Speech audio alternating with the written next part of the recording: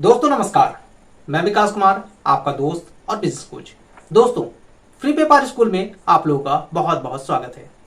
दोस्तों, फ्री व्यापार स्कूल में मैंने आप लोगों को जियो पेट्रोल पंप से रिलेटेड कई सारे वीडियोस दिए हैं। उन वीडियोस के माध्यम से आप लोगों ने एप्लीकेशंस भी किए हैं, बट आप लोगों के कुछ क्वेरीज आ रहे हैं। उन सारे क्वेरीज को हम वन बाय वन करके इसमें समझेंगे कि किस तरह से आपको एप्लीकेशन करना है, कौन कौन से डॉक्यूमेंट्स अटैच करने हैं और उन डॉक्यूमेंट्स को कैसे प्रिपरेशन करना है जिससे कि आपका सिलेक्शन 100% हो जाए, डॉक्यूमेंट की वजह से आपका रिजेक्शन ना हो। तो चलिए दोस्तों, वीडियो को शुरू करूं। इससे पहले आप लोगों से रिक्वेस्ट है दोस्तों, अगर आपको पेट्रोल पंप और एनर्जी सेक्टर्स के बारे में जानना है तो इस चैनल को जरूर सब्सक्राइब कर दीजिए, क्योंकि इसमें बहुत सारी चीजें आपको मिलने वाली है। दोस्तों, आप लोगों के बहुत लोगों के मेरे पास कॉल्स आ रहे हैं, मैसेज आ रहे हैं कि सर मैंने ऑनलाइन एप्लीकेशन कर दिया है, उनका रजिस्ट्रेशन फीस पे कर दिया है, पार्ट 1 हमने कंप्लीट कर लिया है, अब जो पार्ट 2 है उसको कंप्लीट करने में कई सारे प्रॉब्लम्स आ रहे हैं, उसको कैसे रेक्टिफाई किया जाए और इसमें जो लगने वाले डॉक्यूमेंट्स हैं कैसे उसको बनाया जाए। अगर वो डॉक्यूमेंट्स नहीं बनते हैं तो क्या हमें पेट्रोल पंप डीलरशिप मिल सकता है? तो दोस्तों, इन्हीं सारे सवालों का मैं जवाब आपको देने वाला हूं। दोस्तों, इसमें जो सबसे पहले क्वेश्चन आ रहा है लोगों का वो है नेटवर्थ सर्टिफिकेट, कि नेटवर्थ सर्टिफिकेट कितने का होना चाहिए। दोस्तों, नेटवर्थ सर्टिफिकेट आपके व्यक्तिगत प्रॉपर्टी को बताता है कि आपके पास टोटल कितना प्रॉपर्टी है। नेटवर्थ कितने का होना चाहिए इसके बारे में हम समझते हैं। नेटवर्थ सर्टिफिकेट की जरूरत क्यों पड़ रही है इस चीज को भी समझते हैं। नेटवर्थ सर्टिफिकेट में वैल्यू कितनी होनी चाहिए, कितने अमाउंट का नेटवर्थ सर्टिफिकेट बनाना चाहिए जिससे कि आपका अप्रूवल इजीली हो जाए। इस अमाउंट को जानने के लिए दोस्तों सबसे पहले जरूरत है आपको जियो पेट्रोल पंप के सेटअप होने के लिए इन्वेस्टमेंट कितना लगता है। दोस्तों, जैसा कि हमने लास्ट के कई वीडियोस में बताया है कि उसमें जो इन्वेस्टमेंट होता है वो 80 लाख रुपए से लेके 2 करोड़ 80 लाख रुपए तक का इन्वेस्टमेंट होता है।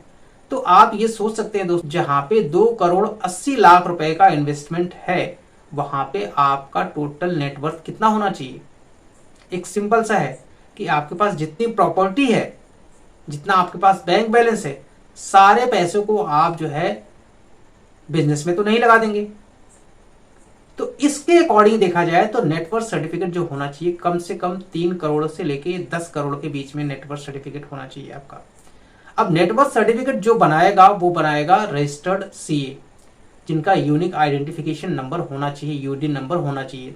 उनका एक फॉर्मेट दिया हुआ है, उसी फॉर्मेट पे उनका यूडीन लगेगा और उसी फॉर्मेट पे उनका नेटवर्थ सर्टिफिकेट बनेगा।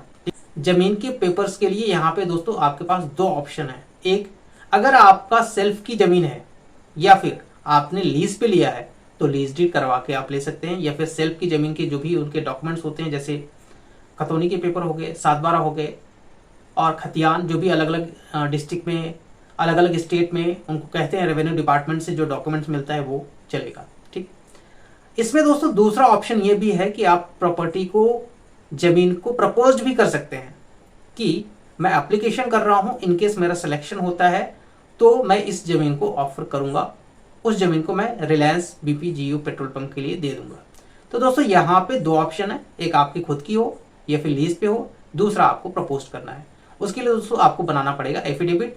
जब आप एप्लीकेशन करेंगे तो आपके पास जियो बीपी के द्वारा एक मेल प्राप्त होगा, मेल रिसीव होगा, जिसमें उनके फॉर्मेट आपको मिल जाएंगे। क्वेश्चन और आ रहा है कि अगर मैं ऑलरेडी डीलर हूं तो इस केस में क्या होगा। दोस्तों, मैं बता दूं कि अगर आप ऑलरेडी डीलर हैं उसके लिए भी आपको इंडेमिनिटी डॉक्यूमेंट एक देना होगा, एक एफिडेविट आपको देना होगा कि हाँ मेरे पास है, ये इस कंपनी का है, उसका लोकेशन क्या है, सारी चीजें। बट यहाँ पे मैं आपको इंटरनली बात बता दूं दोस्तों, जहां तक मेरी अपनी नॉलेज कहती है कि अगर आपके पास कोई ऑलरेडी डीलरशिप है तो शायद इसमें चांसेस कम हो जाते हैं आपको जियो बीपी का डीलरशिप मिलने के लिए। अब इसके लिए आप डायरेक्टली अपने फील्ड मैनेजर से कांटेक्ट कर सकते हैं, बट जहां तक मुझे पता है मैं आपको बता रहा हूं कि अगर आपके पास ऑलरेडी डीलरशिप है तो यहाँ पे थोड़ा सा इशू हो सकता है। आप अपने फैमिली मेंबर के दूसरे के नाम पे ले सकते हैं, बट अपने सेम नाम पे आप लेना चाहेंगे तो शायद इशू होगा। ठीक है, इस चीज का आप ध्यान रखिएगा कि अगर आपके पास कोई डीलरशिप ऑलरेडी है और आप जियो बीपी के लिए अप्लाई कर रहे हैं, वो सेम नेम है, तो इशू हो सकता है। किसी फैमिली मेंबर के नाम पे आप अप्लाई कर सकते हैं अगर आपके पास ऑलरेडी डीलरशिप आपके नाम पे चल रहा है तो दोस्तों ये सारे रिक्वायरमेंट्स थे जो आप लोगों के क्वेश्चंस आ रहे थे मैंने उनका जवाब दिया है।